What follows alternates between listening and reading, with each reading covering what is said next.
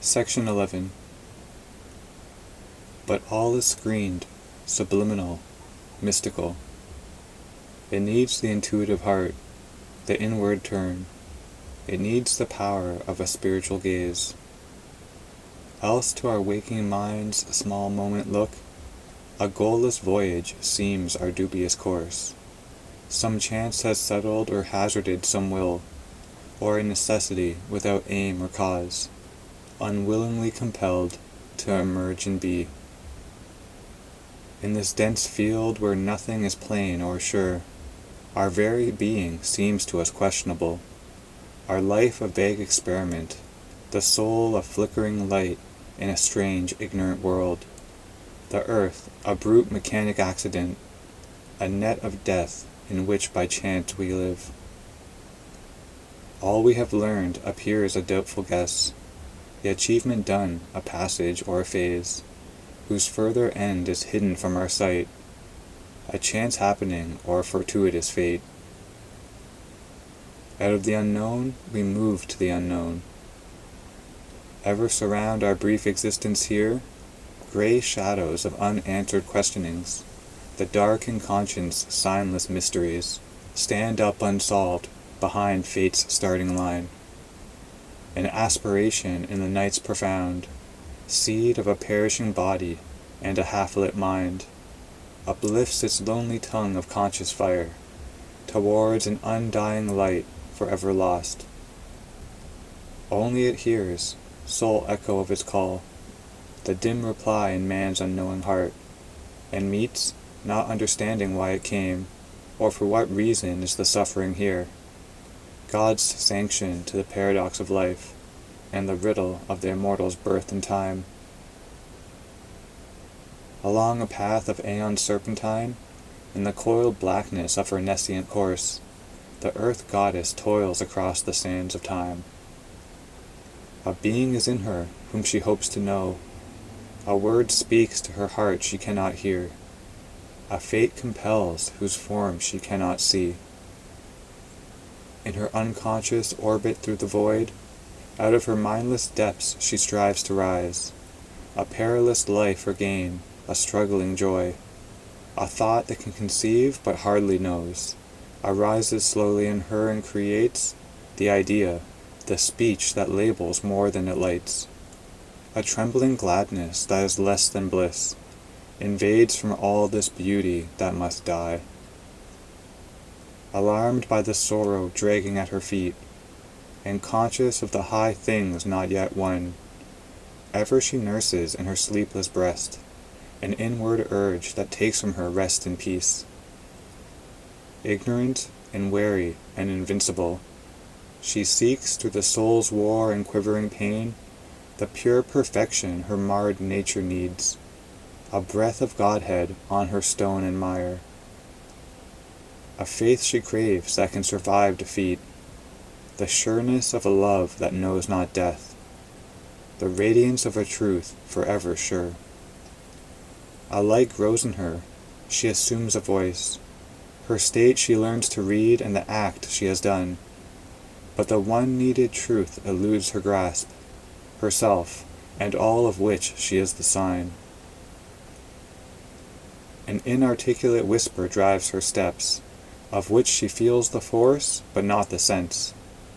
A few rare intimations come as guides, immense divining flashes cleave her brain, and sometimes in her hours of dream and muse, the truth that she has missed looks out on her, as if far off and yet within her soul.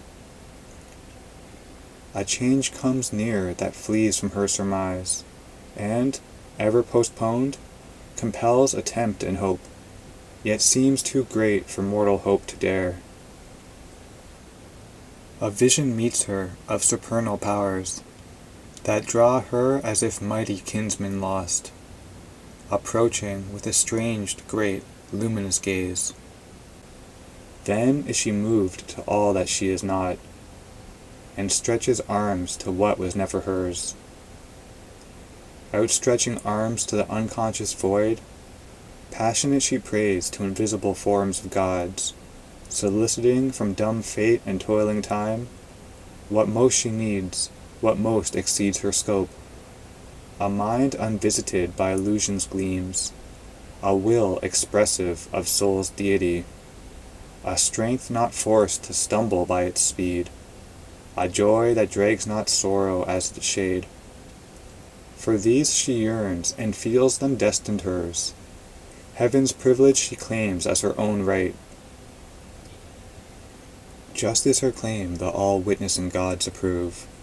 Clear in a greater light than reason owns, our intuitions are its title deeds. Our souls accept what our blind thoughts refuse. Earth's winged chimeras are truth's steeds in heaven, the impossible, God's sign of things to be. But few can look beyond the present state, or overleap this matted hedge of sense. All that transpires on earth and all beyond are parts of an illimitable plan, the one keeps in his heart and knows alone. Our outward happenings have their seed within, and even this random fate that imitates chance, this mass of unintelligible results, are the dumb graph of truths that work unseen. The laws of the unknown create the known. The events that shape the appearance of our lives are a cipher of subliminal quiverings, which rarely we surprise or vaguely feel, are an outcome of suppressed realities that hardly rise into material day. They are born from the spirit's sun of hidden powers, digging a tunnel through emergency. But who shall pierce into the cryptic gulf, and learn what deep necessity of the soul determined casual deed and consequence?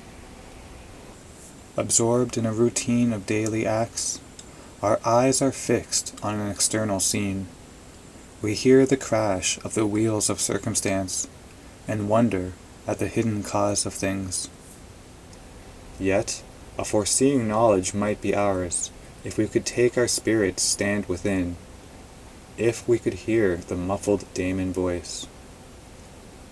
Too seldom is the shadow of what must come cast in an instant on the secret sense, which feels the shock of the invisible, and seldom in the few who answer give. The mighty process of the cosmic will communicates its image to our sight, identifying the world's mind with ours. Our range is fixed within the crowded arc of what we observe and touch and thought can guess, and rarely dawns the light of the unknown, waking in us the prophet and the seer. The outward and the immediate are our field. The dead past is our background and support. Mind keeps the soul prisoner. We are slaves to our acts. We cannot free our gaze to reach wisdom's sun. Inheritor of the brief animal mind, man, still a child in nature's mighty hands, in the succession of the moments lives. To a changing present is his narrow right. His memory stares back at a phantom past. The future flees before him as he moves.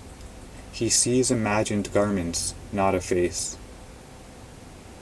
Armed with a limited precarious strength, he saves his fruits of work from adverse chance. A struggling ignorance is his wisdom's mate. He waits to see the consequence of his acts.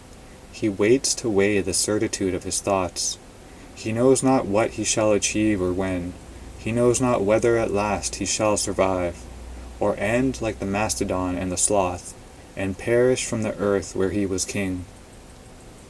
He is ignorant of the meaning of his life. He is ignorant of his high and splendid fate. Only the immortals on their deathless heights, dwelling beyond the walls of time and space, masters of living, free from the bonds of thought, who are overseers of fate and chance and will, and experts of the theorem of world need, can see the idea, the might that changed time's course, come maned with light from undiscovered worlds. Here, while the world toils on with its deep blind heart, the galloping hooves of the unforeseen event, bearing the superhuman rider near, and, impassive to earth's din and startled cry, return to the silence of the hills of God. As lightning leaps, as thunder sweeps they pass, and leave their mark on the trampled breast of life. Above the world creators stand, and the phenomenon see its mystic source. These heed not the deceiving outward play, they turn not to the moment's busy tramp, but listen with the still patience of the unborn, for the slow footsteps of far destiny, approaching through huge distances of time, unmarked by the eye that sees effect and cause, unheard amid the clamor of the human plain. Attentive to an unseen truth they seize, a sound as of invisible augur wings, voices of an unplumbed significance, mutterings that brood in the core of matter's sleep.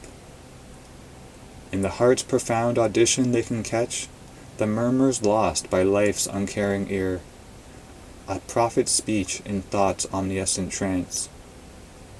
Above the illusion of the hopes that pass, behind the appearance and the overt act, behind the clockwork chance and vague surmise, amid the wrestle of force, the trampling feet, across the triumph, fighting and despair, they watch the bliss for which earth's heart has cried, on the long road which cannot see its end, winding undetected through the skeptic days, and to meet it guide the unheedful moving world.